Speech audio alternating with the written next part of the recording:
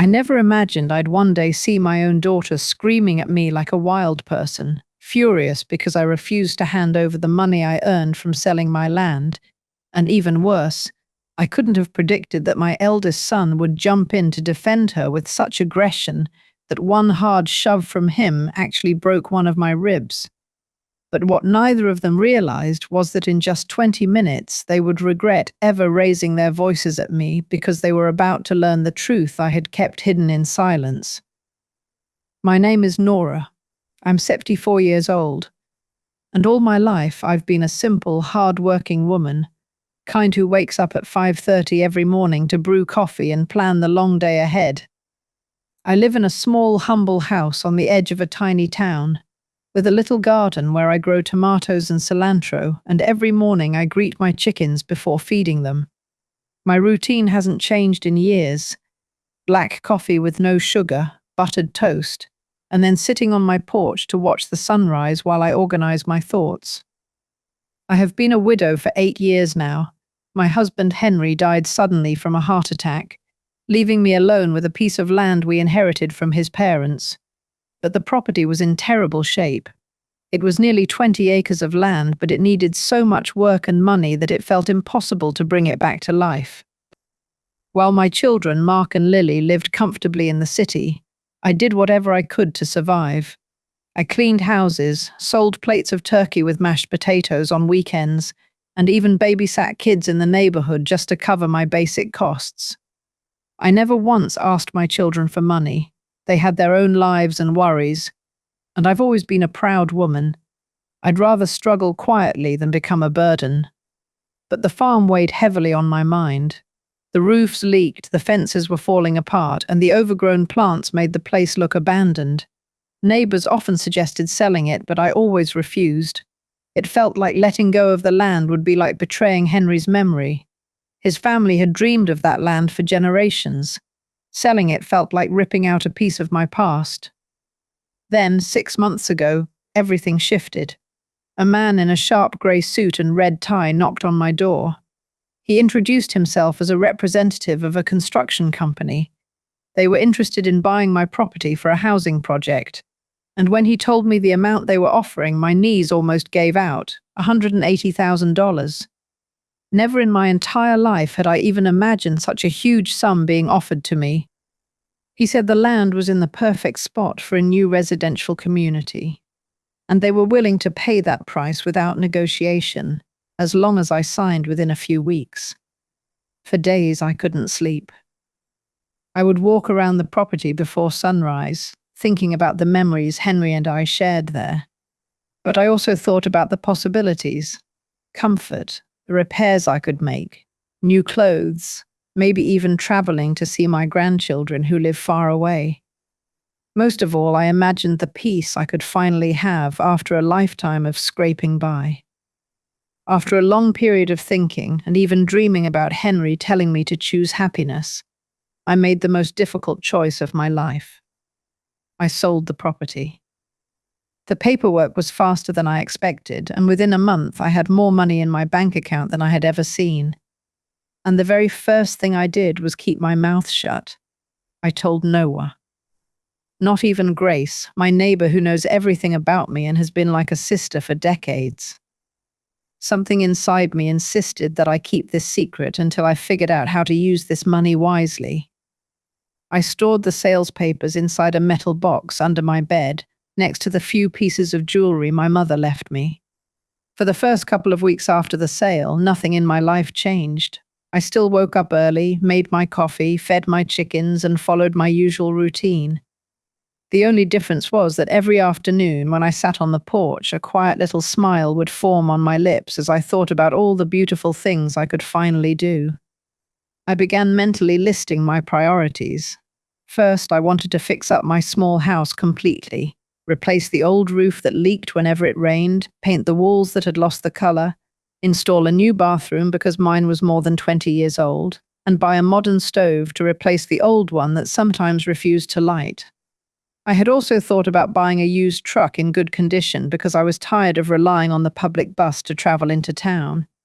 But more than all of that, there was something very special I wanted to do with that money. something I had been quietly planning for a long time, something I knew would change many people's lives. Still, it wasn't the right moment to reveal it. I didn't even dare speak it out loud because I feared my emotions would give everything away. Everything shifted on Thursday afternoon while I was watering my tomato plants. I heard the sound of a car engine approaching on the dirt road leading to my house. When I lifted my head, I saw my daughter Lily's white car stopping right at my front door. I was surprised to see her on a weekday. She worked in an office in the city and usually only came by on Sundays. Patricia stepped out with a strange smile. It was a smile I had known since she was a little girl, one she used whenever she wanted to ask for something important or when she was hiding something. She wore a yellow dress I didn't recognize, high heels sinking into the dirt, and a big handbag on her arm. "Mom, what a lovely surprise to find you outside," she said as she kissed me on the cheek. "I need to talk to you about something very important." I invited her inside and poured a glass of cold water with ice. We sat in my small living room, she on the sofa and I in my favorite wooden rocking chair that once belonged to my grandmother. Patricia looked uneasy. She kept playing with her car keys and avoided meeting my eyes. "Mom," she began softly, "yesterday I spoke with Mrs. Judy, you know, the woman who lives near where your land used to be, and she told me something that left me very surprised." My heart started beating faster. I knew exactly where this conversation was going, and a quiet alarm rose inside me. Judy was the biggest gossip in the area, and she had clearly seen the construction company coming and going around my old property. "She said you sold the farm." "Mom, is that true?" Now Patricia stared directly at me with the same expression she used to have as a teenager when she wanted to know if I had found anything suspicious in her room. I couldn't lie, not to my own daughter, especially when she already knew. So I nodded slowly. "Yes, Patricia, I sold the property a few weeks ago." Her eyes lit up in a way I had never seen before, like she had hit a jackpot. "Oh, Mom, that's wonderful news. And how much did you sell it for? It must have been a good amount, right?" Something in her tone made me uncomfortable. It wasn't the reaction I expected from a daughter concerned about her mother. She didn't ask how I felt about selling her father's land, or whether the decision had been hard, or if I needed support. She only cared about the money.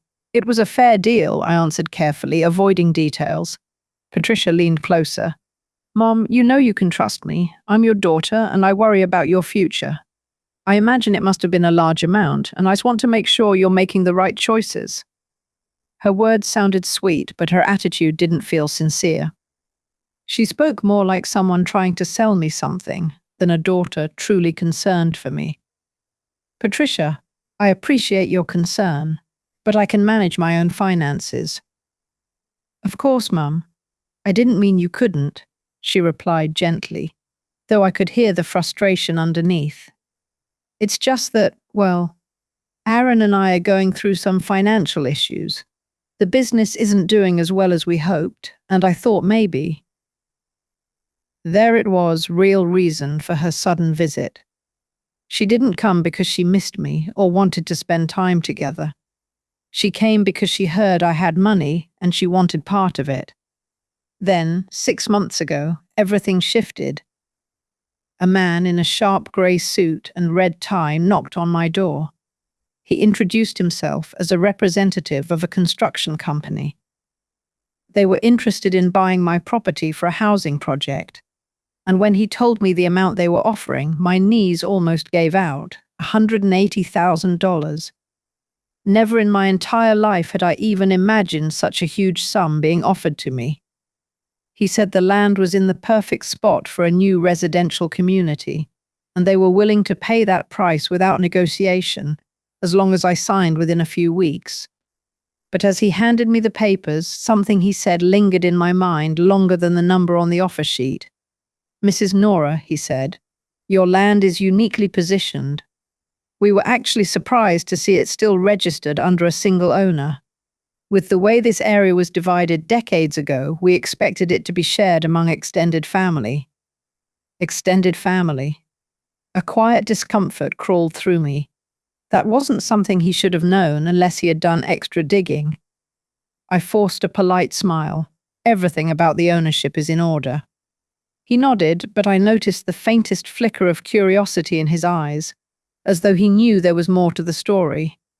What he didn't know was that years ago, Henry's brother had tried to claim part of the land.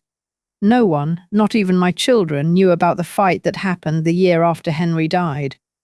His brother demanded a share, insisting Henry had promised him rights to the back acres, but Henry had never said such a thing. I refused, and we ended up in a bitter legal dispute. I won, but the cost was high. A fractured relationship that remained broken until the day he passed away. I had buried that memory, and I intended to keep it buried. But that wasn't the only secret the land held. 2 weeks before the company approached me, I had received a letter addressed in handwriting I recognized immediately. Clara's handwriting. My sister had written it before she died, but it arrived years later due to some bureaucratic mess while her belongings were transferred between relatives. Inside was a confession. A truth she never found the courage to tell me in person. Clara revealed that she once borrowed money using our family land paperwork as collateral, without telling me or Henry.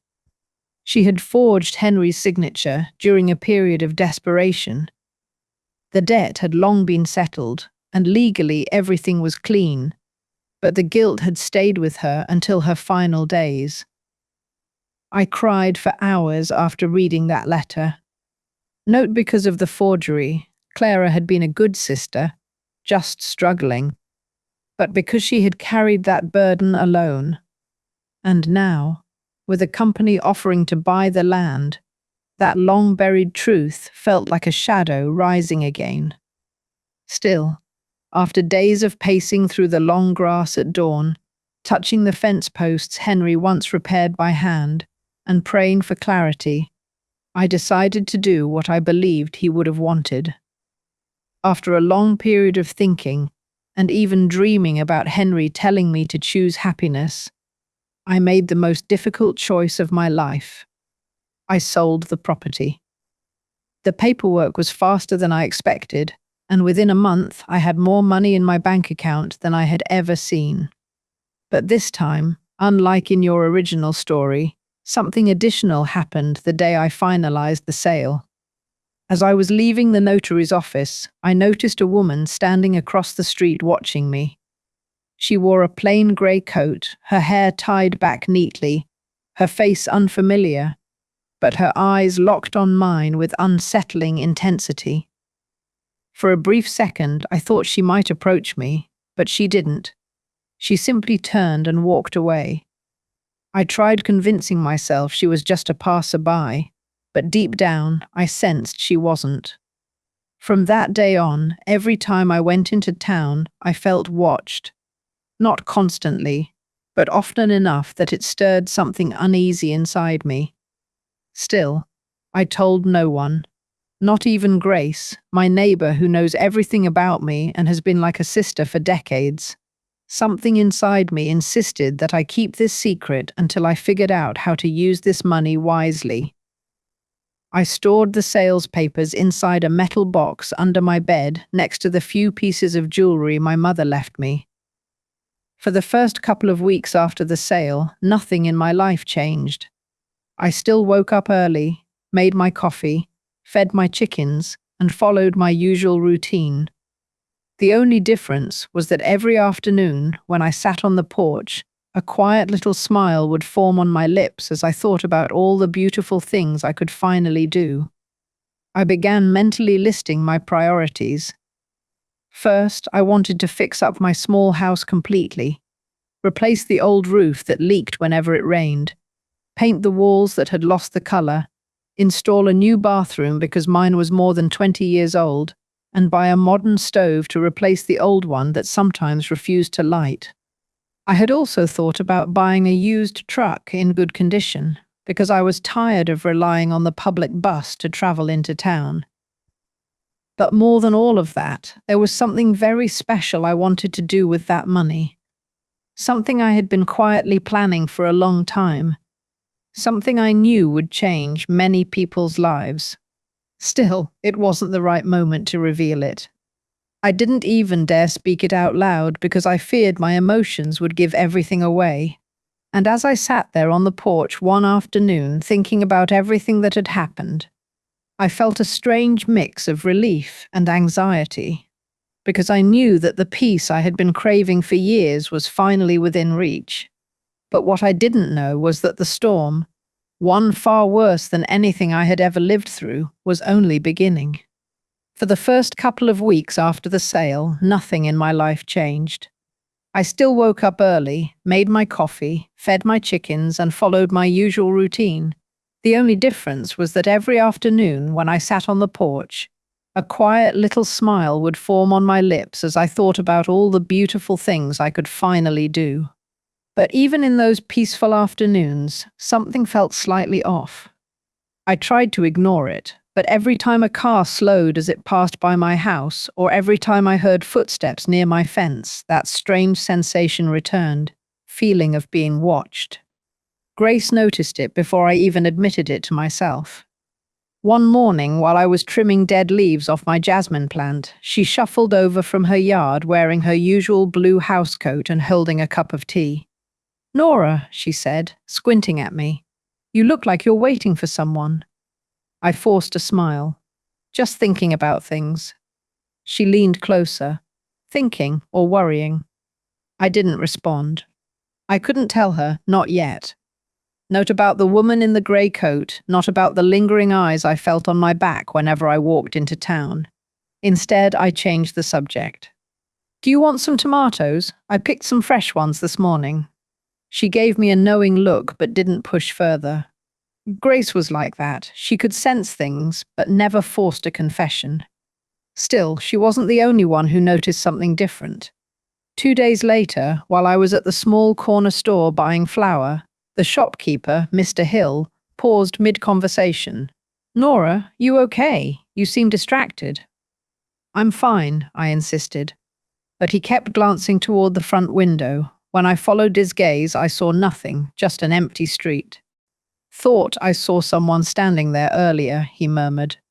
"Maybe just my imagination." I forced a laugh, but my stomach tightened. I had seen a shadow by that exact window when I entered the store, not close enough to recognize a face, but enough to unsettle me. Still, I told myself it was all coincidence.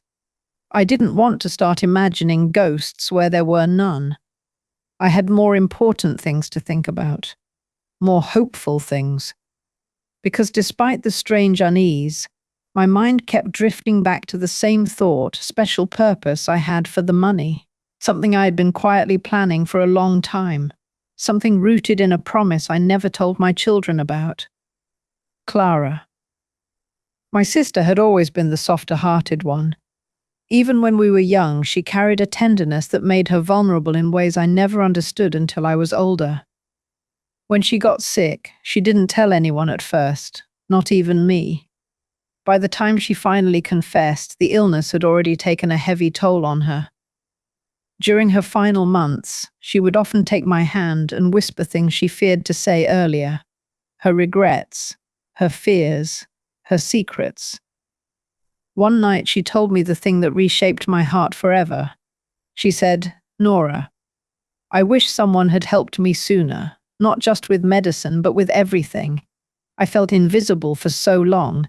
Invisible, that word stayed with me.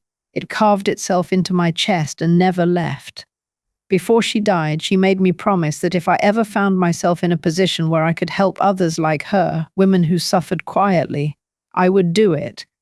Not for recognition, not for praise, but because no woman deserved to feel helpless and unseen.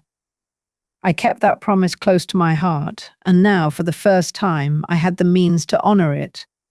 I hadn't worked out the specifics yet, but I knew one thing: my plan would help women in need. Women fighting illness, poverty, or abandonment. Women who needed hope. I smiled quietly every time I thought about it. But the smile didn't last long, because one afternoon, while I was organizing my pantry, I heard a sudden knock at the door, not loud, just sharp enough to make me freeze. When I opened it, I found no one there, but stuck to the bottom of the door frame was a small piece of white paper. At first, I thought it was a flyer or advertisement, but when I picked it up, my breath caught in my throat. On the paper, written in neat handwriting, were 5 words. "Does your family know yet?" My heart pounded like thunder. I looked around, scanning the yard, the road, the bushes, but everything was still, quiet. I shut the door quickly and locked it. Someone knew, someone who wasn't supposed to. I swallowed hard and told myself not to panic. Maybe it was just a prank, maybe a child playing a joke, maybe someone heard rumors and decided to tease. But deep down, I knew this was no joke, especially when I turned the paper over and found something written on the back. Selling land changes everything. A cold chill ran through my entire body. I sat down slowly, trying to steady my breath. I had just started to feel hope after years of struggle.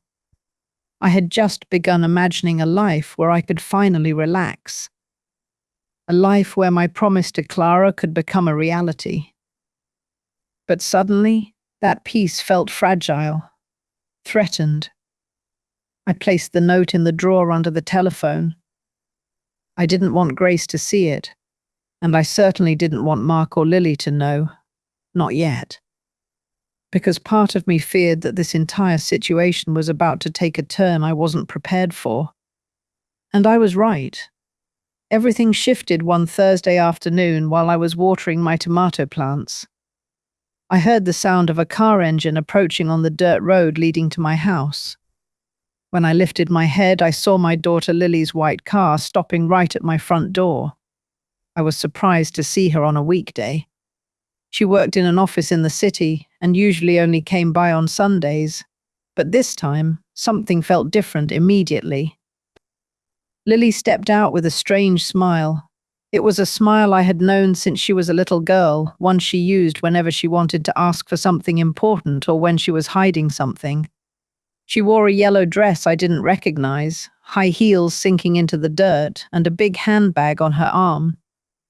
"Mum, what a lovely surprise to find you outside," she said as she kissed me on the cheek. "I need to talk to you about something very important." Her voice was sweet, but it carried a nervous edge I couldn't ignore. Inside, I poured her a glass of cold water with ice. We sat in my small living room, she on the sofa and I in my favorite wooden rocking chair that once belonged to my grandmother. Lily looked uneasy. She kept play with her car keys and avoided meeting my eyes. "Mum," she began softly, "yesterday I spoke with Mrs. Judy, you know, the woman who lives near where your land used to be, and she told me something that left me very surprised." My heart started beating faster. I knew exactly where this conversation was going, and a quiet alarm rose inside me. Judy was the biggest gossip in the area, and she had clearly seen the construction company coming and going around my old property. "She said you sold the farm."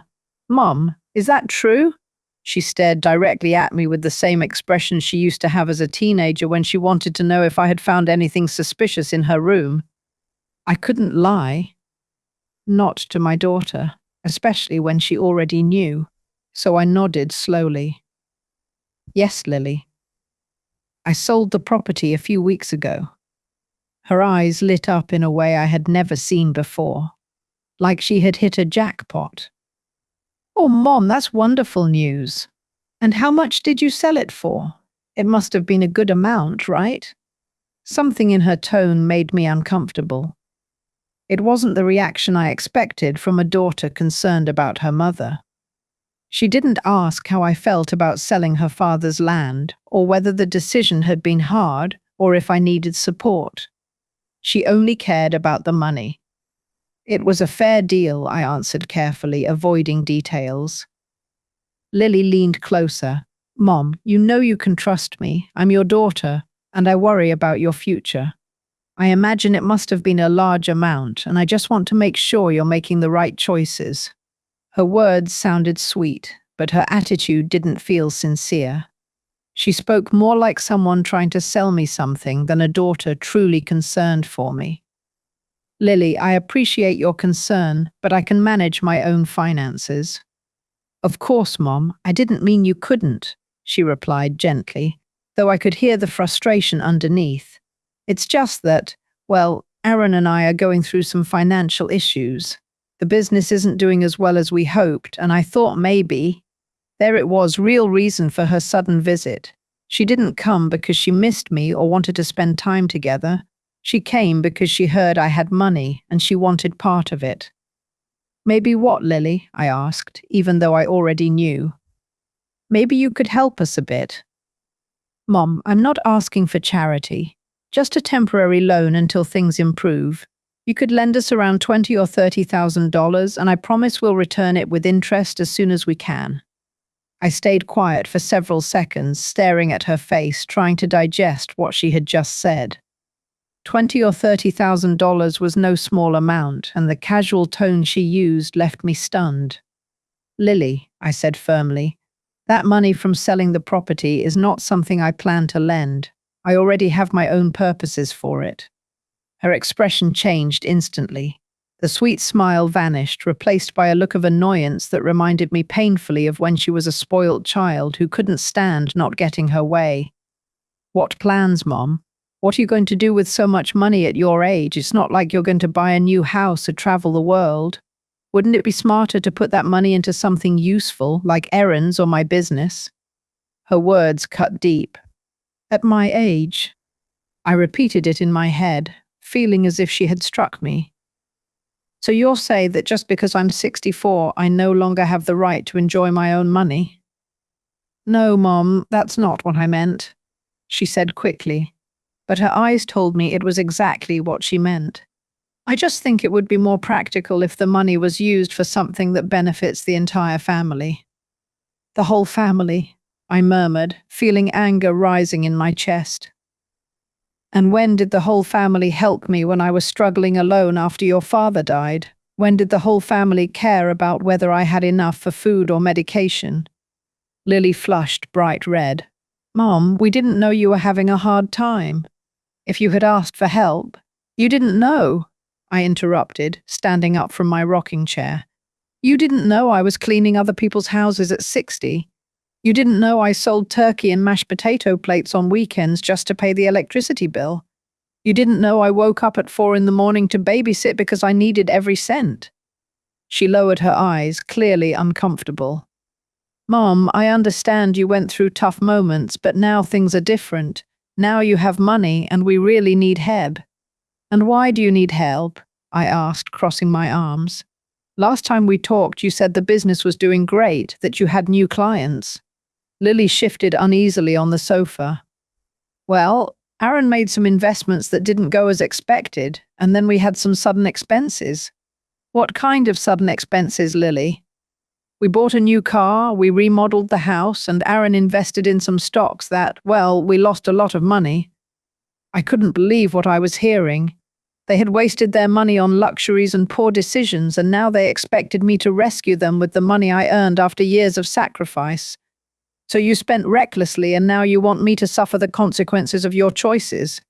It's not like that, Mom. We just need a small loan to get back on track. It's an investment in your family's future.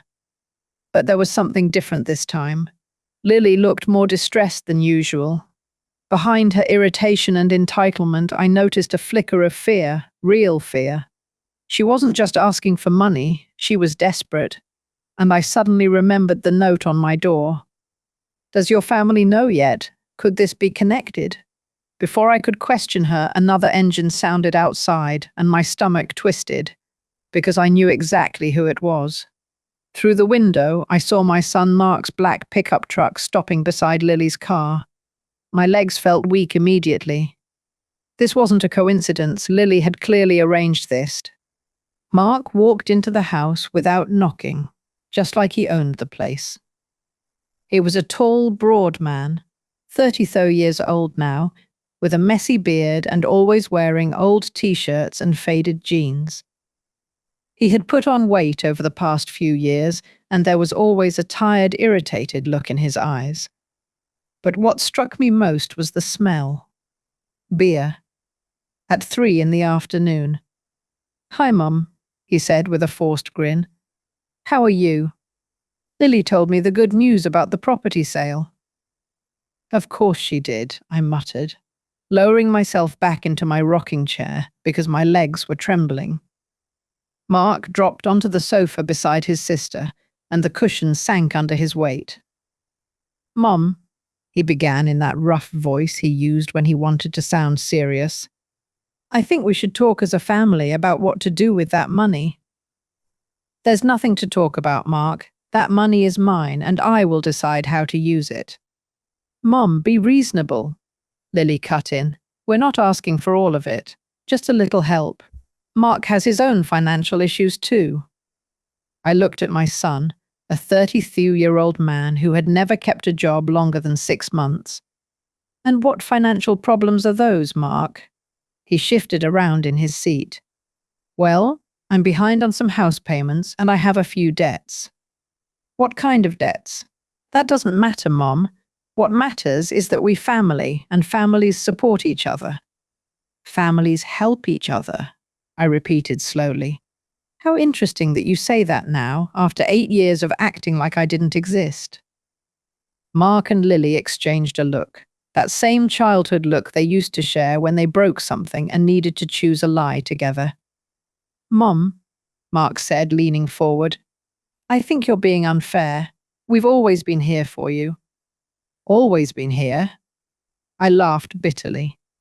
"Mark, when was the last time you visited me without wanting something? When did you last call just to ask how I was?" "Mom, you know I work a lot."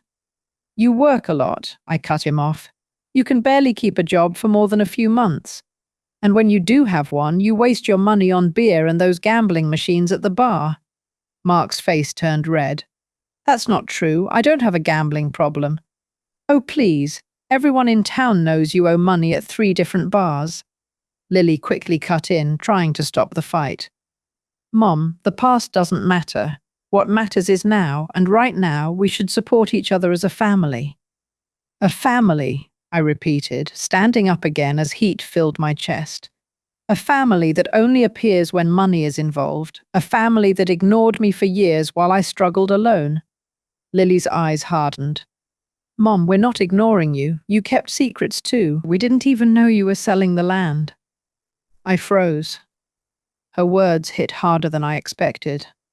"Yes," I said. "I kept it a secret because I knew this is exactly what would happen." "Mom," Mark said suddenly, "be honest with us. How much did you get for the land?" "That's none of your business," I snapped. "It is our business," Lily said sharply. "That land belonged to Dad, and his assets are also our inheritance." There it was. The word that poisoned everything. Inheritance. "My inheritance," Mark repeated. "Ours." "That property was abandoned for years," I said, voice shaking now. "I paid every tax, every repair, every bill. I worried about it alone. You never lifted a finger. Not one." "That doesn't matter," Lily insisted. "Inheritance is inheritance." I was speechless, not from anger this time, but from something much colder, fear. Because something about Lily's tone felt rehearsed. She wasn't just speaking from emotion. She was speaking from information, very specific information. And my mind flashed again to the note left on my door. "Does you family know yet?" Lily wasn't asking whether the farm was sold. Lily was asking how much I got. And how would she know to ask that, unless someone had told her to? But who? I stared at my daughter, trying to read her expression. For a moment, just a brief one, I saw something unfamiliar there. Guilt. Real guilt. And fear. Not fear of me. Fear of something else. Before I could speak, Mark stood up abruptly, pacing like a frustrated animal. "Mom, stop acting like you're the victim. If you needed help, you should have told us." "Playing the victim?" I stared at him in disbelief. "Mark, you knew exactly what my situation was. You knew I lived alone, that I struggled. But you were so wrapped up in yourself that you never checked on me." Mark's breathing grew heavier. Lily suddenly shot him a warning glance, a real one. A look that clearly meant don't say anything else. That was when I realized something even worse. Lily wasn't desperate for money because of a failing business. Something else was pressuring her. Someone else. And before I could even begin to unravel what that meant, Mark stepped closer, too close, and I instinctively tightened my grip on the armrest. "Mum," he said in a low, irritated voice, "you're going to give us some of that money. You owe it to us." "I owe you nothing," I whispered, his jaw tightened. And that was when the day truly turned dark, because Mark didn't look like my son anymore. He looked like a man with nothing left to lose. Mark didn't look like my son anymore. He looked like a man with nothing left to lose, and that terrified me. Before I could respond, Lily stood up quickly and grabbed his arm. "Mark, calm down," she whispered harshly. But he yanked his arm free. "Don't tell me to calm down," he snapped, his voice booming through the room. "We're talking about our inheritance, Lily. Something that should have been ours from the beginning." I felt the air thicken around us. My son, the boy I raised, the boy I once comforted during thunderstorms, was now towering over me, his face twisted with anger and desperation. "Mark, step back," I said quietly. But he didn't. Instead, he leaned even closer. "Mum, we deserve that money. You think you can just hide it from us? Use it however you want? After everything we've done for you?" I clenched my jaw. "Everything you've done for me?" I said, my voice cracking. "Mark, you haven't even asked how I'm doing in years." Lily cut in again, but her voice was trembling now. "Mum, this is going too far. Mark, sit down." But Mark was beyond listening. He started pacing again, rubbing the back of his neck, a nervous habit he'd had since teenage years. But this time there was something different, something frantic, something dangerous.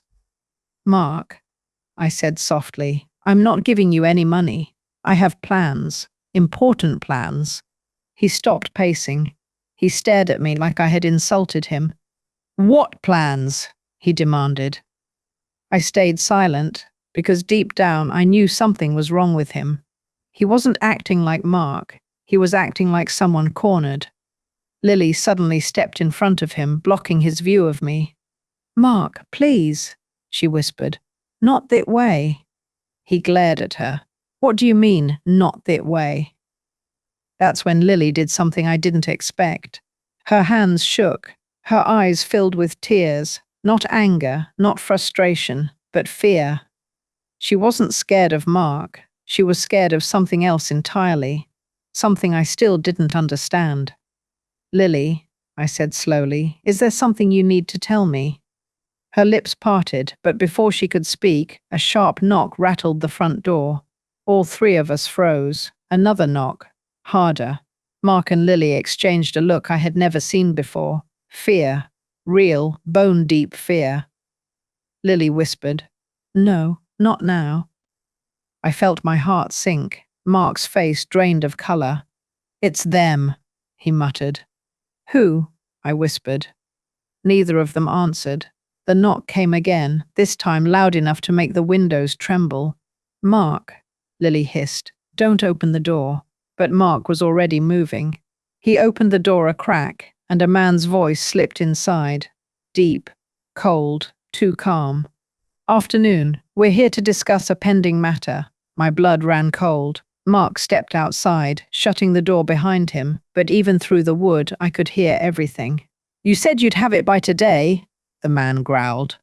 Mark whispered frantically, "I just need more time. My mum, she just sold her land. I'm working on getting the money." Lily covered her mouth, tears streaming down her face. I felt my knees weaken. So this was the truth. Lily hadn't come here only because she wanted money. Mark hadn't come because he suddenly cared about family. They were in trouble. Serious trouble. And they had dragged that danger onto my doorstep. Another man spoke, his tone chillingly casual. "If your mother doesn't cooperate, there are other ways to get what we owed." My breath caught. Lily whispered, "Mark, please, don't make things worse." But outside, Mark snapped, "I said I'll get it. Just give me another day." The first man laughed. A low, mocking sound. "You don't have another day." A beat of silence. Then the second man said something that made my entire body tremble. Fine, we'll talk to her ourselves. Before I could react, the door handle twisted. Lily screamed, "No!" and threw her weight against the door. But the men pushed harder. The frame rattled. Mark shouted, "Stop! Matt here, she's old." "Old money spends the same," one of them replied. I grabbed the small wooden table beside the wall and shoved it against the door. Lily pushed with all her strength. Mark tried to hold the men back from the outside. It was chaos. The handle twisted violently. The door buckled. I felt panic rising in my chest. I had never felt fear like that. And then a car engine roared in the distance. A siren. 2 short bursts. Police. The men immediately let go. One of them growled, "We'll be back. Tell your mother she has 48 hours." Their footsteps pounded down the path. Mark stumbled inside, out of breath, face pale. Lily collapsed onto the sofa, sobbing, and I stood there trembling, staring at the door like it was still alive. My world had just shifted in a way I never imagined. The danger wasn't just greed anymore. It was real. It was close. And now I knew the truth. My children weren't only after my money, they were trying to save themselves from people far more dangerous than I had ever imagined. For a long moment, none of us spoke. The house felt different now, smaller, darker, as if the walls themselves had absorbed the fear those men left behind. Lily sat hunched over, her palms covering her face. Mark paced back and forth, running his fingers through his hair in frantic, jerky motions. I stood frozen near the door, still feeling the violent pressure of those hands on the other side. Everything I thought I understood about the situation had just shattered. The greed, the entitlement, the anger. It wasn't just about money. It was about danger. Real danger. But even then, I couldn't ignore one harsh truth. My own children had willingly dragged that danger straight to my home. Finally, Lily spoke, her voice hoarse. "Mum, we didn't want you to get involved.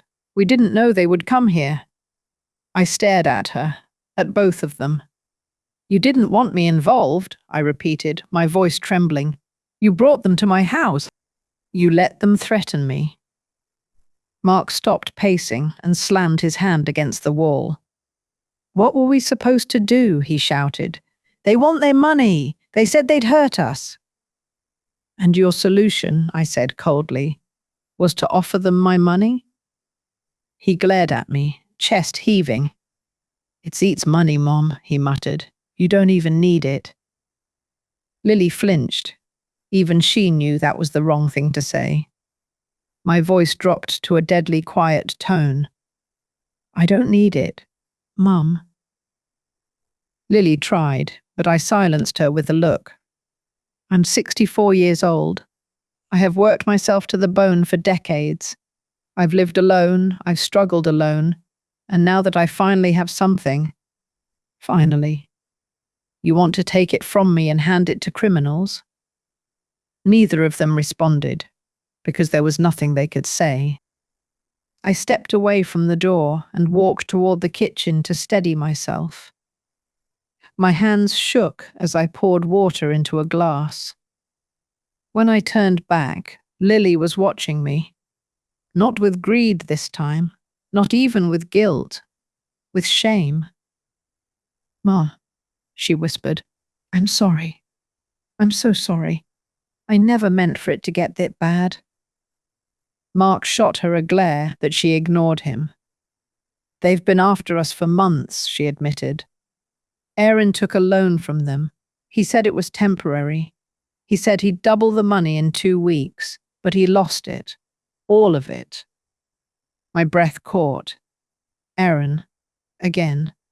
And you agreed to pay off his debt," I whispered. Lily nodded slowly. At first it was just threats. Then they started showing up near the house, at the kids' school. Her voice cracked. "We didn't know what to do." "So you came here," I said, "to throw your problems onto me." Mum, we didn't mean for it to go this far, she insisted. We thought if you gave us something, just a little, they would leave us alone. And now? I asked. Do you really think giving them money will stop them? Lily broke down again. No, I don't know anymore. Mark kicked the leg of the sofa in frustration. Mum, you don't understand. These people aren't playing games. If they don't get what they want, they'll… He stopped himself. But I already knew. And that was the moment the last piece of fear settled inside me. My children were in so deep they couldn't get out. And yet, instead of warning me, instead of asking for help, instead of protecting me, they brought these men to my home. They used me as a shield. I took a slow breath and walked toward the window. Outside, the dirt road was quiet again, but I knew that silence wouldn't last. Those men said they'd be back in 48 hours. 48 hours? I had 2 days to figure out something before everything collapsed. While I stared out the window, I noticed something unusual in the soil near the fence. Boot prints, large ones. They weren't from Mark, they weren't from Lily. They were fresh, deep, and leading toward the side of the house. My heart dropped. Someone had been standing there. Watch us. My mind flashed again to the mysterious woman in the grey coat who had watched me outside the notary's office. Could she be connected to this? Was she part of the same group? Or someone else entirely? I took one cautious step toward the door. Where are you going? Lily whispered. To check something, I said. Mark stood quickly. Don't go outside alone. I shot him a look of disbelief. And whose fault is that? He looked away, jaw tight. I opened the door slowly and stepped outside. The air felt heavy, suffocating. I knelt near the prints, studying them carefully. That's when I noticed something else. A small, silver object glinting in the grass. I picked it up. A cufflink. Polished, square, inscribed with the initials RT. This wasn't from some random thug. Whoever RT was, he was someone who cared about appearances, someone with money, someone organized, someone dangerous. My pulse quickened. I slipped the cufflink into my pocket and went back inside. Lily and Mark looked at me with wide eyes. I sat down slowly and told them the truth. I'm not waiting for those men to come back. And I'm not letting anyone threaten me in my own house. Mum, what are you going to do? Lily whispered. I straightened my back. I'm going to the police. Mark shook his head violently. No, Mum, you can't. You don't know these people. If you go to the police, they'll come after us harder. Mark, I said. They already came to my front door. There is no harder than that. Lily wiped her tears and whispered, Mum, please be careful. I nodded. Because I knew now, without a doubt, this was no longer about money. This was about survival. For them. For me. For all of us. And the next 48 hours would change everything. The next morning I woke with a heaviness in my chest so deep it felt like the air itself was pressing down on me. I barely slept. Every sound outside made me jump, and every shadow cast by the porch light looked like a figure approaching. 48 hours. The words repeated in my mind like a ticking clock. I moved slowly through the kitchen, each breath a reminder that the world I had known, quiet, predictable, safe, was gone. I made my coffee, but my hands trembled so badly that half of it sloshed onto the counter. I wiped it up mechanically and stared out the window at the dirt road. Empty. But I knew better than to trust the silence. When I stepped outside to feed the chickens, they scattered at my presence, as if sensing the tension swirling around me. Even the morning felt different, colder, sharper. I didn't see Mark's truck or Lily's car anywhere. They must have left sometime in the night. I wasn't sure whether that was a blessing or a curse. Part of me hoped they were safe. Another part of me feared they weren't coming back at all. I was halfway through scattering feed when I heard a soft crunch of gravel behind me. My heart jumped. "Nora?" A familiar voice called. I turned and saw Grace hurrying toward me, worry written all over her face. "Nora, what happened last night? Your lights were still on when I went to bed, and I thought I heard shouting." I forced a breath, trying to steady myself. "Grace, I need to tell you something, but not out here." Inside the house, with the door locked behind us, I told her everything. The men, the threats, the 48 hours. Grace's hand flew to her mouth. "Oh my goodness. Nora, why didn't you come get me? We could have called the police together." "I didn't want to drag you into it," I whispered. "You're my neighbor," she said firmly. "Your family. You don't go through something like this alone." Her words were kind, but they also pushed a painful truth deeper into my heart. The people who should have protected me were the ones who endangered me. Grace sat down beside me. "Nora, you can't stay here by yourself, not with those men lurking around. Come stay with me for a few days."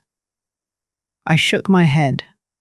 If they come back and I'm not here, they might break in or hurt someone else looking for me. Grace lowered her voice. "And we go to the police right now, before they come back." I hesitated. Mark's warning echoed in my mind. If you go to the police, they'll come after us harder. But then I remembered the cufflink in my pocket, the initials engraved on it, RT. Whoever that belonged to. He wasn't some drunk criminal wandering around town. He was someone organized, someone with resources, someone used to getting what he wanted, and he was already too close. "You're right," I finally said. "We go now." At the small police station in town, the officer on duty was a young man named Deputy Harris, a boy I remembered from years ago when he used to deliver newspapers down our street. Now he looked older, more confident, but still had the same serious eyebrows. When I finished explaining everything, he leaned back in his chair, jaw tense. "Nora, this is extremely serious. You should have called us last night." "I didn't know what they would do," I whispered. He looked at Grace, then back at me. "Mom, I'm going to take this to the sheriff immediately. If these men come back, you need to call us without hesitation. Do you understand?" I nodded.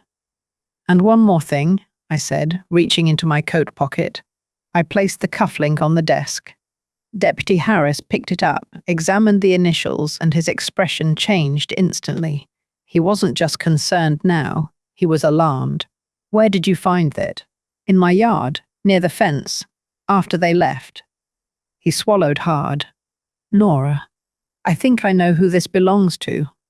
My stomach tightened. "His name is Raymond Tate," Harris said quietly. "He's been in and out of the system for years, but always slips out of charges. Loan sharking, fraud, extortion. Some say he works with even worse people." A cold wave washed through me. "And he's dangerous," Harris added. "Very dangerous." Grace's hand gripped mine. "What do we do now?" I whispered. "We'll assign a patrol car to drive by your property every couple of hours," Harris said, "and we'll open an investigation immediately. But Nora, you need to be extremely careful. If Tate is involved, this won't just go away." His words settled over me like a dark cloud. We left the station and Grace drove us back to my house, though my chest tightened more with each mile. The patrol officer followed us for a bit, then turned off toward another road. Grace pulled into my driveway.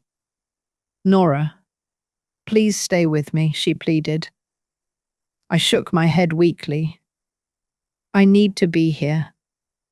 If Tate comes back and I'm not here..." "Nora, these men aren't reasonable," Grace said sharply. "They won't care how old you are. They won't feel sorry for you." Her voice cracked. "They might hurt you." I looked at her. This woman who had been my friend, my support, my closest companion, and for a moment I nearly said yes. But something inside me refused. I won't let fear drive me out of my own home, I whispered. Not after everything I've lived through. Grace's eyes glistened. Nora, promise me you'll keep the doors locked, and if anything feels wrong, call me. Or call the deputies. Don't try to handle this alone. I nodded. She hugged me tightly before leaving. I watched her car disappear down the road. Then I went back inside, locked every door and window, and sat on my porch with my phone beside me, waiting. The sun dipped lower and lower, the shadows stretched longer. Every rust outside made my heart race, and just when the sky turned dark, I heard another engine. This one slow, deliberate. It stopped right in front of my house. Headlights stayed on, shining directly into my porch. I stood up slowly, gripping the arm of my rocking chair as the driver's door opened. A figure stepped out, tall, broad-shouldered, wearing a dark coat. And when he stepped into the light, I recognized him. Raymond Tate, the man who had tried to break down my door, the man whose cufflink I found, the man the deputy feared. He looked directly at me and smiled. I think we need to finish our conversation, Nora. My heart slammed against my ribs because I knew this was the moment everything would explode. For a moment, I couldn't move. Raymond Tate stood at the bottom of my porch steps like a man arriving for a polite visit, hands in his coat pockets, posture relaxed, face calm, but his eyes were cold enough to freeze the breath in my lungs. Nora, he said again, voice smooth as oil, we left things unfinished. My fingers tightened around the arm of my rocking chair. You need to leave, right now. He chuckled softly. You have courage. I admire that, but courage doesn't pay debts. My throat tightened. Those debts aren't mine. No, he said, tilting his head. But your children brought me here, and when people owe me money, I go where the trail leads.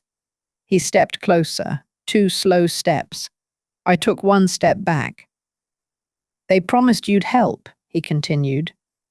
They insisted you would. And when I see the size of this property, the peace, the silence, it tells me you're comfortable. A comfortable woman can afford to help her own children. His tone sharpened on the last words. I'm calling the police, I whispered. Raymond smiled again, this time colder. They won't get here in time. My heart hammered. I could barely hear my own breathing over the pounding in my ears. Then headlights flashed behind him. A patrol car. Raymond's jaw tensed for the first time. Deputy Harris stepped out. Sir, step back from the porch, now. Raymond didn't move. Nora? Harris said firmly. Get inside the house. But Raymond lifted a hand. Easy, deputy. I'm just having a conversation. You were warned, Harris said. This is harassment. Step away. Raymond's cold stare flicked to me. For a second, he looked like he wanted to finish what he started, right then and there. Then, with a slow breath, he stepped backward. This isn't over, he murmured.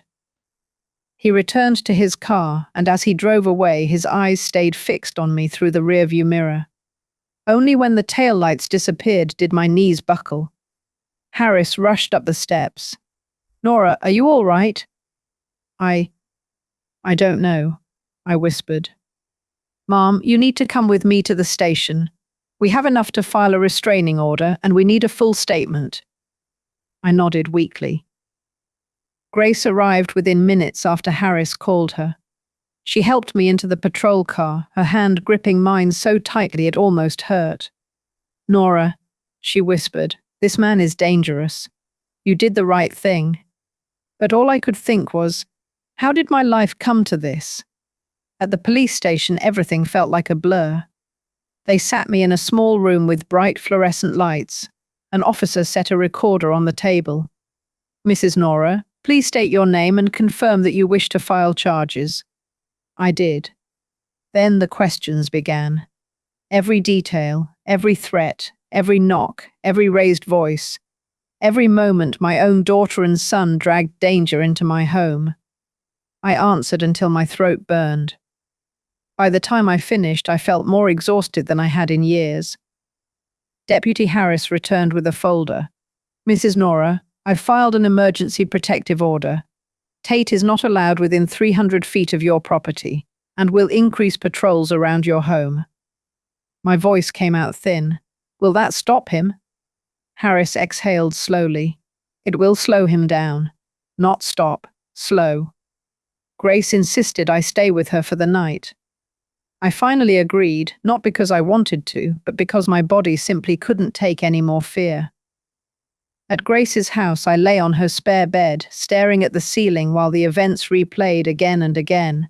Raymond's stare, Mark's desperation, Lily's tears, the danger tightening around all of us. A soft knock sounded on the bedroom door. Nora? Grace whispered. You all right? No, I admitted. But I will be. I have to be. She sat at the foot of the bed. I know you still love your kids. My heart squeezed painfully. I do. But loving them doesn't erase what they did. Grace hesitated, then said, The police called. They found surveillance footage from a gas station outside town. I sat up. Of what? Of Raymond Tate, arguing with another man, someone you might know. Who? My voice was barely a whisper. Grace swallowed. Aaron. My breath fell out of my lungs. Aaron? I croaked.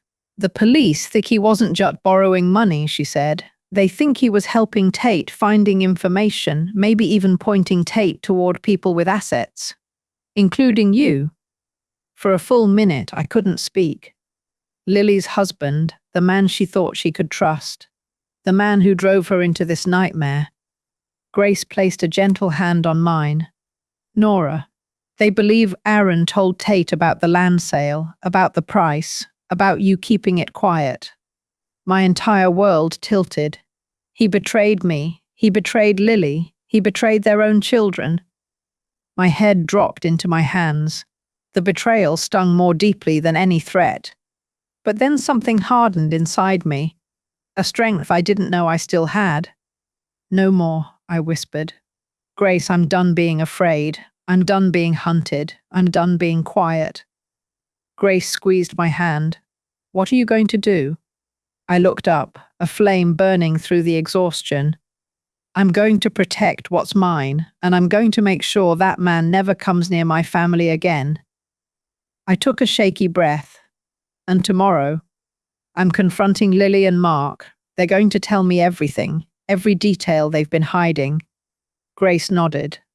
I'll be with you. Thank you, I whispered, for everything. But deep down, I knew the hardest part was yet to come, because confronting criminals was one thing. Confronting your own children, that was a wound that cut far deeper.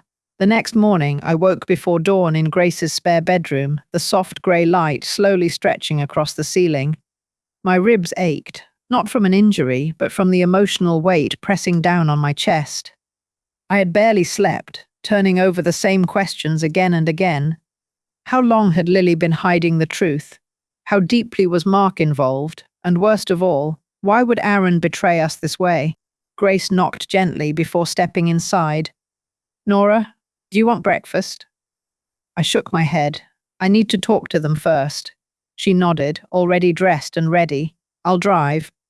When we pulled into my driveway, I wasn't surprised to find Lily's white car already there. Mark's pickup was beside it. My heart thudded. They were waiting. Grace touched my arm. You don't have to go in alone. I do, I said softly. I stepped out of the car, each footstep heavier than the last. The house looked different now, like it had aged overnight. Maybe I had too. Lily opened the door the moment I reached the porch. Her eyes were swollen, her hair pulled back messily, her posture tense. Mum, she whispered, we need to talk. Yes, I said, stepping past her. We do. Mark sat on the sofa, elbows on his knees, staring at the floor. He didn't look angry anymore. He looked defeated.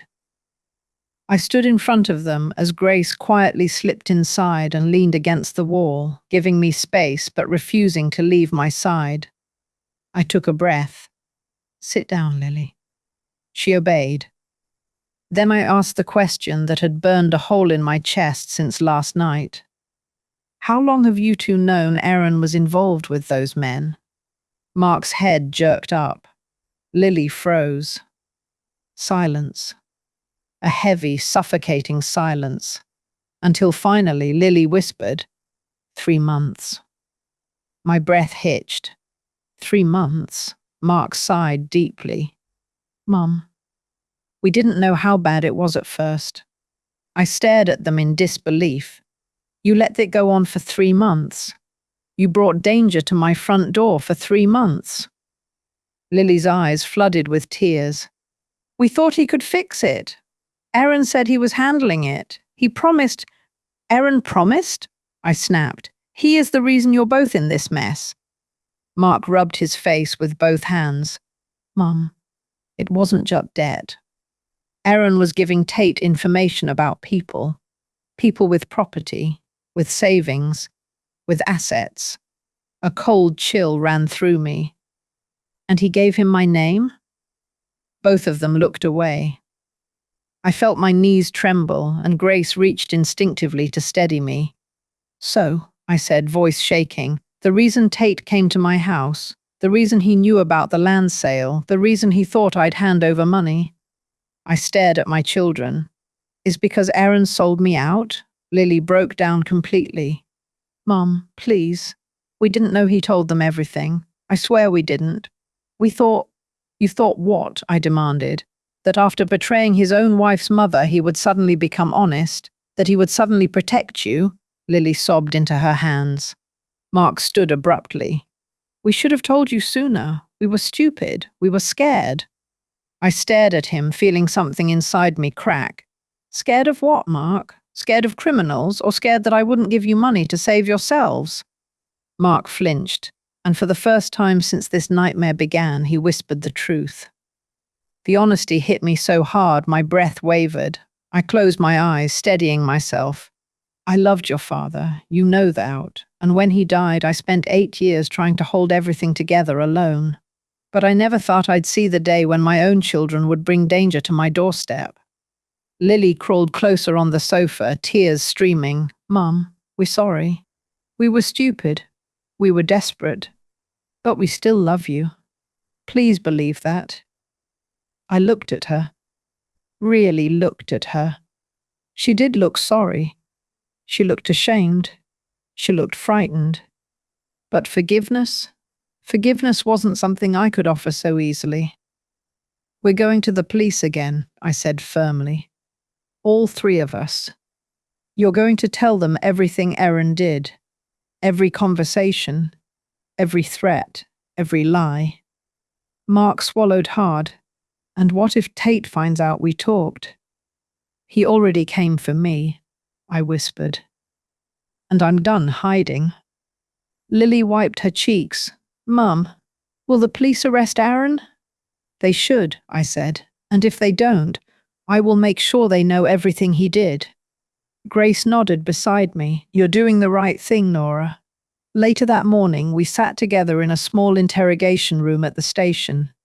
A detective named Alvarez took notes while Lily and Mark recounted every detail. Mark spoke quietly at first, his voice cracking with shame. But Lily, when she reached the part about Aaron giving Tate information about me, something broke in her. She cried so hard she couldn't finish her sentences. Detective Alvarez leaned forward. "Mrs. Lily, your husband is involved in felony extortion. If you want protection for yourself and your children, you need to cooperate fully." Lily nodded through her tears. "I will.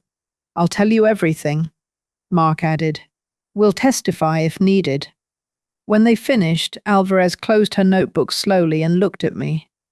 "Mrs. Nora, I understand this has been overwhelming, but I need to ask one more question." I braced myself. Yes? Before all of that happened, before Tate came to your home, what did you plan to do with the money from the land sale? I blinked. Of all the questions I expected, that was not one of them. Still, I answered honestly. I planned to help women in need, women fighting illness, women who were like my sister Clara. Alvarez's expression softened. Then she asked quietly, "And does your family know this?" Lily and Mark looked at me, unblinking. I shook my head. No, I didn't get the chance. Mark whispered, "Mum, you never told us." I nodded, because I didn't trust you to listen. Lily covered her mouth in shame. Detective Alvarez leaned back. "Mrs. Nora, you're a strong woman. It's clear you've carried the weight of your family for a long time, but you don't have to carry this one alone." Her words almost broke me. For the first time since the ordeal began, I felt seen. That night, after giving our statements, we returned home. Grace stayed with me while Lily and Mark drove separately. The house was quiet again, but it felt emptier than ever. I sat in my rocking chair watching the sun set behind the hills. Grace brought me tea and sat beside me. "Do you feel any better?" I exhaled slowly. "Better than yesterday. But the weight is still there." She nodded. "It'll take time." The sky grew darker, and the first stars appeared. "I still plan to do it," I said suddenly. Grace looked at me. "Do what?" "What I promised Clara. I'm going to use the money to help women who need it most." Grace smiled. "I knew you would." I closed my eyes, feeling a strange mix of pain and peace. "That money is going somewhere meaningful," I said softly. "Somewhere that will actually change something, not to pay off thugs, not to reward irresponsibility." "Yes," Grace said gently, "it will honor your sister." I nodded, and as the night settled around us, I realized something important. Even in the middle of danger, even with my heart broken, I still had a purpose, a clear, unwavering purpose, and nothing and no one was going to take that away from me again. The following weeks passed in a fog, slow, heavy, and filled with moments that made my heart ache in ways I didn't know were possible. The police investigation moved forward. The restraining order against Raymond Tate was approved by a judge, and for a while it seemed like things were beginning to settle. But inside my family, the pieces were still scattered. Lily and Mark visited more often, not because they wanted money, not anymore, but because they finally understood how far everything had spiraled, and they were ashamed. Ashamed of what they'd done, ashamed of what they'd risked, ashamed of how they had treated me, and still, despite everything, they were my children. But rebuilding something that had cracked so deeply wasn't simple. One quiet afternoon, Lily stopped by alone. She looked different, tired, softer, almost fragile. She held a stack of papers in her hands. "Mum," she said, sitting on the edge of my couch, "I filed for divorce." My breath caught. She stared at her hands. "I know I should have seen the signs earlier. I know I should have protected my kids, but I kept telling myself Aaron would fix things, that he would change." I placed my hand over hers. "You weren't wrong to hope for better, but you're right to walk away now." She nodded, tears building in her eyes. "The kids will stay with me, and I'll be doing community service twice a week at the senior care center as part of the deal I made with the detective." "Good," I said gently. "Helping others will help you too." She rested her head against my shoulder, something she hadn't done since she was a teenager. "Mum, I'm so sorry for everything." I wrapped an arm around her trembling back. "I know, Lily.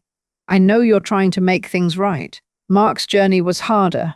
He had been ordered to attend addiction counseling and financial responsibility classes as part of a mandatory rehabilitation program tied to the case. At first, he resisted, arguing, complaining, avoiding sessions. But slowly, something changed. One evening, he showed up at my house, looking worn out but sober. "Mum," he said, rubbing the back of his neck, "I wanted to tell you, I haven't set foot in a bar in 3 weeks." A small, hopeful warmth spread through me. Mark, that's wonderful. He shifted uncomfortably. It's not enough. I know that. But I'm trying. I don't want to be that guy anymore. The guy who hurt you. The guy who messed up everything. You're taking the right steps, I said, and that's all that matters right now. He nodded, swallowing hard. Mum, I can't undo what I did.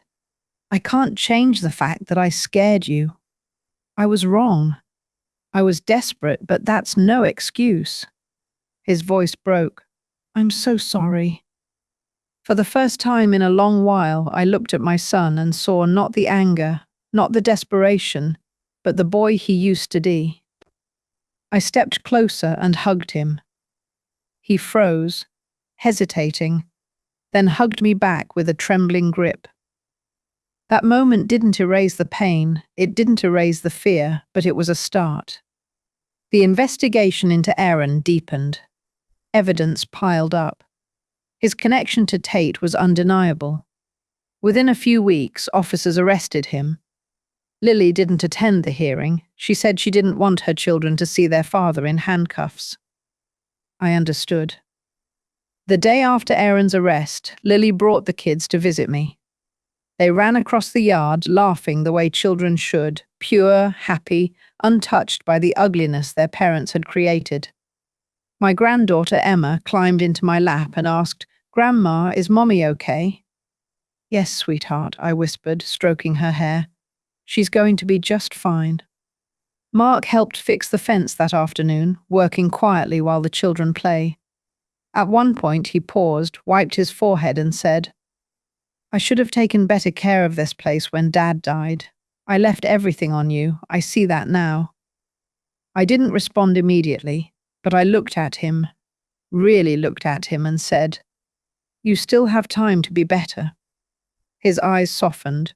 "I'm trying, Mum. I know," I said. "And I believe you."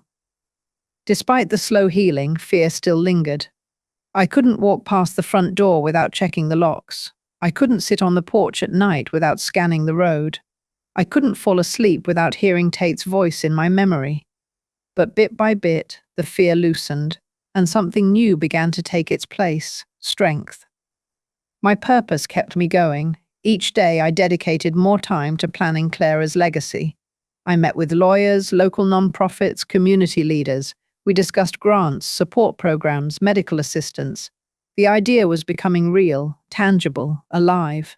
One morning, as I sat with Grace at the kitchen table, she handed me a small folder. "Here," she said, "a contact from the community center.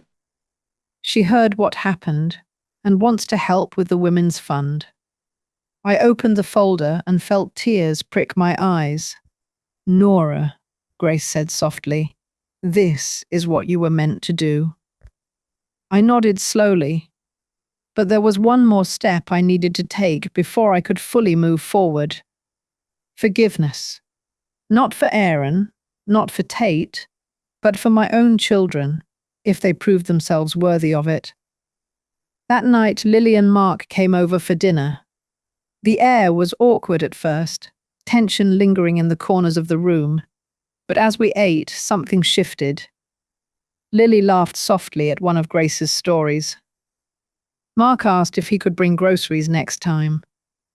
Emma showed me a drawing of our family, me included, smiling. A family. A flawed, bruised, healing family. After they left, I sat on the porch, rocking gently, watching the stars blink into the sky. The world felt quiet again. Not perfectly peaceful, not as before, but healing. And sitting there, wrapped in the soft night air, I realized something. I couldn't change the past. I couldn't rewrite the choices that had led us here. But I could choose how to move forward, with boundaries, with truth, with strength, and maybe, just maybe, with a little forgiveness. 1 year later, everything in my life looked different, but in a quiet, steady way, not in the explosive chaos that had shaken my world before. The seasons had cycled through their colors, the scars had softened, and the house that once felt like a battleground now breathed differently, lighter, calmer, stronger. And so did I. The morning sun painted my porch in gold as I stepped outside with my cup of black coffee. My old rocking chair creaked beneath me, the familiar rhythm grounding me in a peace I once thought I would never feel again. The dirt road in front of my home stretched out like a reminder of all the unexpected paths life had forced me to walk. But now, for the first time in a long while, I felt in control of where my steps would lead. A soft breeze carried the scent of jasmine from the garden, new blossoms I planted myself months earlier. The chickens clucked cheerfully in the yard. Everything felt steady. I took a slow sip of coffee and whispered to myself, Clara. I kept the promise. Because the Susan Hope Fund, named after Clara's middle name, was now real, alive, helping women already. The foundation's launch had taken months of planning, meetings, paperwork, and careful conversations with doctors, social workers, and volunteers. But the day it opened its doors, something inside me finally settled. 52 women had already received support, cancer screenings, treatments, transportation, medication, counseling. 52 lives touched because of a promise whispered in a dim hospital room years ago. Every time I visited the community center where the foundation's small office was located, I felt Clara's presence beside me. And every time, without fail, I whispered, "We did it, sister." My relationship with Lily and Mark was still a work in progress, but progress nonetheless. Lily had completed her year of community service at the senior care center. She had become one of their most dependable volunteers, staying longer than required, comforting residents who had no families, pushing wheelchairs to the garden, even bringing little baked treats for the staff. She looked lighter now. Older, yes, but lighter. Her divorce from Erin was finalized. She found a part-time job at a small medical billing office, and though money was tight, she lived a life free from danger and manipulation. And above all, she protected her children. Emma and Luke came to visit me on weekends, running across my yard with laughter that washed away the shadows of the past. Lily often joined them, sitting beside me on the porch while we watched the kids chase butterflies. Sometimes she would rest her head on my shoulder and whisper, "Mum, thank you for not giving up on me." And though I didn't always answer, she knew I heard her. Mark's transformation was slower, bumpier, filled with setbacks and small victories, but it was real. He finished his rehabilitation program. He attended weekly counseling. He even joined a support group for gamblers. There were days he looked exhausted, fighting his demons tooth and nail. There were days he looked proud, sober, focused, determined. He got a steady job at a hardware store in town. His boss told me once, "Your son works hard. He's rough around the edges, but he's trying." Trying. A word I once thought I'd never hear used truthfully about him again. Some evenings he'd stop by unannounced, not to ask for money, not to rant, not to hide from consequences, just to talk. Once he stood in my yard with a bag of soil in his hand and said, "Mum, I want to help fix the garden. I know I ruined a lot. Maybe I can start rebuilding something." I didn't cry, though my chest ached with emotion. "All right," I said simply, handing him a pair of gloves. "Let's start here." Erin was sentenced to several years in prison. I didn't attend the hearing. Lily didn't either. The chapter with him was closed. A door sealed, a shadow pushed out of our lives for good.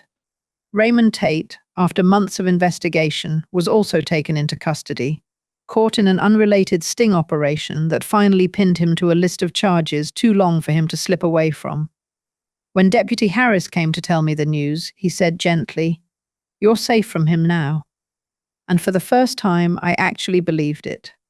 One late afternoon, I hosted a small gathering for the families the foundation had helped. Grace was there, bustling around with trays of lemonade. Lily and Mark helped set up chairs. The yard buzzed with soft conversations, laughter, a few tears. Before everyone left, a woman named Teresa, a breast cancer survivor, walked up to me. She held my hands and said, "If it weren't for your fund, I might not be here. You saved me." Her words hit me so deeply I had to sit down. Not because I believed I had saved her, but because for the first time in my entire life, I realized something powerful. All the pain, all the struggle, all the heartbreak had led me to a purpose larger than anything I ever imagined.